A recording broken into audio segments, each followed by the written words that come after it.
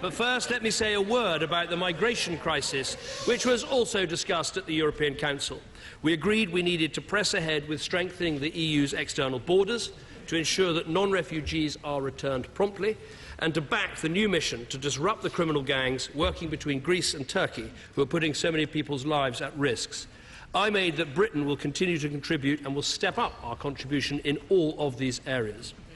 Turning to Britain's place in Europe, Mr. Speaker, I've spent the last 9 months setting out the 4 areas where we need reform and meeting with all other 27 EU heads of state and government to reach an agreement that delivers concrete reforms in all 4 areas. Let me take each in turn.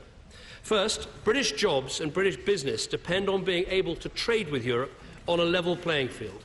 So we wanted new protections for our economy, to safeguard the pound, to promote our industries, including our financial services industries, to protect British taxpayers from the costs of problems in the Eurozone, and to ensure that we have a full say over the rules of the single market while remaining outside the Eurozone. And we got all of those things. We've not just permanently protected the pound and our right to keep it, but we've ensured that we cannot be discriminated against. Responsibility for supervising the financial stability of the UK will always remain in the hands of the Bank of England. We've ensured that British taxpayers will never be made to bail out countries in the Eurozone. We've made sure that the Eurozone cannot act as a bloc to undermine the integrity of the free trade single market. And we've guaranteed that British business will never face any discrimination for being outside the Eurozone. So, for example, our financial services firms, our #1 services export, employing over 1 million people, can never be forced to relocate inside the Eurozone if they want to undertake complex trades in euros just because they're based in the UK. And these protections are not just set out in a legally binding agreement. All 28 member states were also clear that the treaties would be changed to incorporate the protections for the UK as an economy that is inside the EU but outside the Eurozone. We also agreed a new mechanism to enable non-Eurozone countries to raise issue of concern, and we won the battle to ensure that this can be triggered by one country alone. Of course, Mr. Speaker, none of these protections would be available if we were to leave the EU. Second, we wanted commitments to make Europe more competitive, creating jobs and making British families more financially secure. Again, we got them. Europe will complete the single market in key areas that will really help Britain. In services, making it easier for thousands of UK just a reminder, butting in on the Prime Minister, this is David Cameron, in capital, laying out his case for the forthcoming referendum to his MPs and the Labour MPs and all the House as to why allowing new suppliers Britain, into our the energy UK, market, should remain in lower the energy bills EU. for families across the country. We have secured commitments to complete trade and investment agreements with the fastest growing and most dynamic economies around the world, including the USA, Japan and China, as well as our Commonwealth allies, India, New Zealand and Australia. These deals could add billions of pounds and thousands of jobs to our economy every year. And of course, they build on the deals we already have with 53 countries around the world, through which Britain has benefited from the negotiating muscle that comes from being part of the world's largest trading bloc. Mr. Speaker, of course, country after country have said to me that, of course, they could sign trade deals with Britain. But they've also said that their priority would be trade deals with the EU.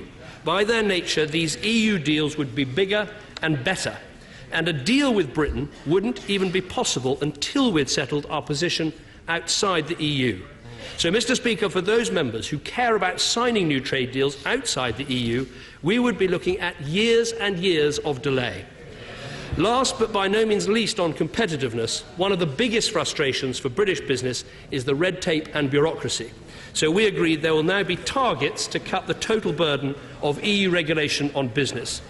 This builds on the progress we've already made, with the Commission already cutting the number of new initiatives by 80%.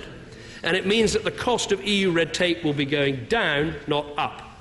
Of course, if we were to leave the EU but ultimately achieve a deal with full access to the single market like Norway, we would still be subject to all of the EU's regulation when selling into Europe, but with no say over the rules. As the former Europe spokesman for the Norwegian Conservative Party said, if you want to run Europe, you must be in Europe. If you want to be run by Europe, feel free to join Norway in the European Economic Area. Third, Third, we wanted to reduce the very high level of migration from within the EU by preventing the abuse of free movement and preventing our welfare system from acting as a magnet for people to come to our country. This is a key area for many people. After the hard work of the Home Secretary, we've secured new powers against criminals from other countries, including powers to stop them from coming here in the first place and powers to deport them if they are already here. We agreed longer re-entry bans for fraudsters and people who collude in sham marriages, and an end to the frankly ridiculous situation where EU nationals can avoid British immigration rules when bringing their families from outside the EU. Mr. Speaker, this agreement broke new ground with the European Council agreeing to reverse decisions from the European Court of Justice. We've also secured a breakthrough agreement for Britain to reduce the unnatural draw that our benefit system exerts across Europe. We've already made sure that EU migrants cannot claim the new unemployment benefit, universal credit, while looking for work. Those coming from the EU who haven't found work within 6 months can now be required to leave. And at this Council, we agreed that EU migrants working in Britain can be prevented from sending child benefit home at UK rates. This would apply first to new claimants and then to existing claimants from the start of 2020. And we also established a new emergency brake so that EU migrants will have to wait 4 years until they have full access to our benefits. Mr. Speaker, people said it was impossible to achieve real change in this area, and that a 4-year restriction on benefits was completely out of the question, and yet that is what we have done. And once activated, the emergency brake will be in place for 7 years. So if it begins next year, it will still be operating in 2024, and there will be people who won't be getting full benefits until 2028.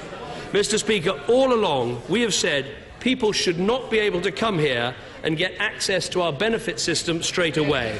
No more something for nothing, and that is what we have achieved. Now, Mr. Speaker, I'm sure the discussion about welfare and immigration will, I'm sure, be intense, but let me just make this point. No country outside the EU has agreed full access to the single market without accepting paying into the EU and accepting free movement. In addition, our new safeguards lapse if we vote to leave the EU, so we might end up with free movement but without these new protections.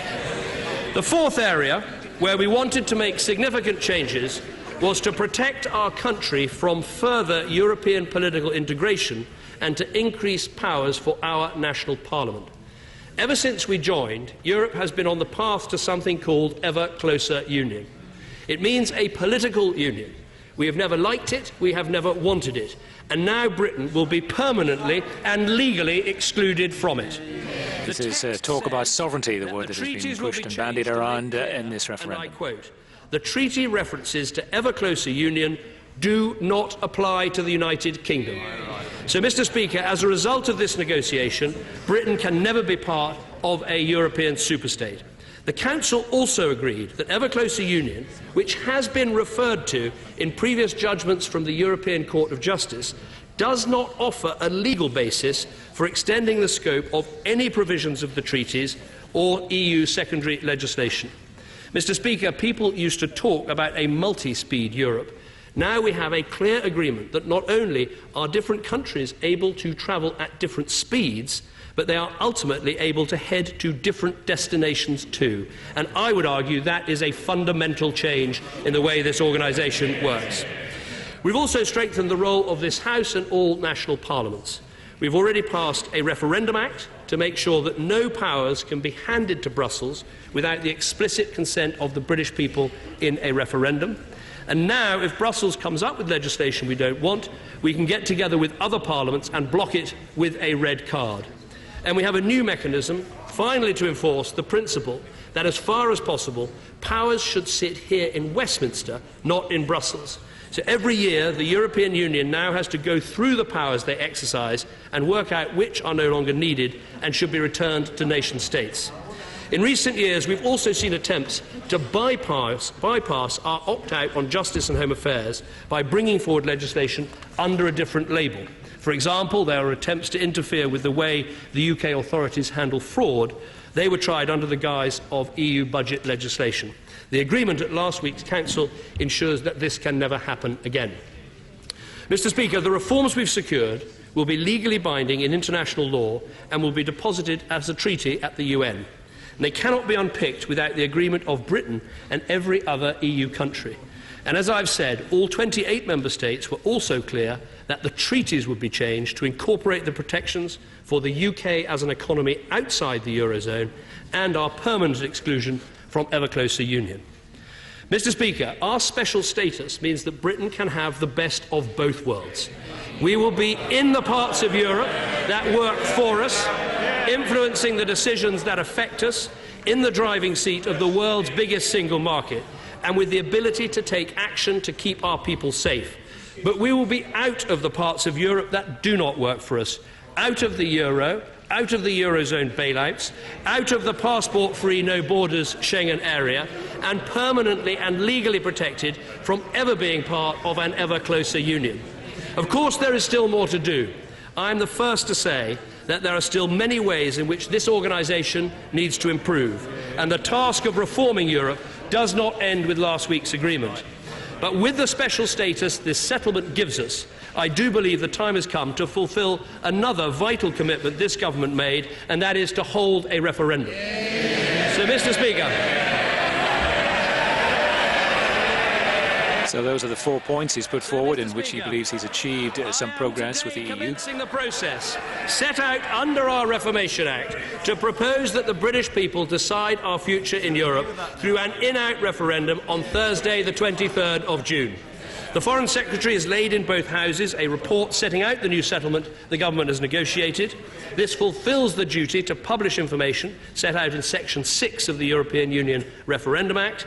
And as the Cabinet... So the details coming out of the referendum, how it will work, what has to be prepared before the referendum takes place on the 23rd of June. Now, Mr. Speaker, just to point out, this is a critical moment in the history of Parliament, and particularly Conservatives, because we see the scale of divisions in his party that become clear this afternoon as the debate continues. Put forward that if the country votes to leave, we could have a secondary negotiation and perhaps another referendum. Referring to Scotland and the referendum for independence. Some people who want to vote to leave apparently want to use a leave vote to remain, but such an approach...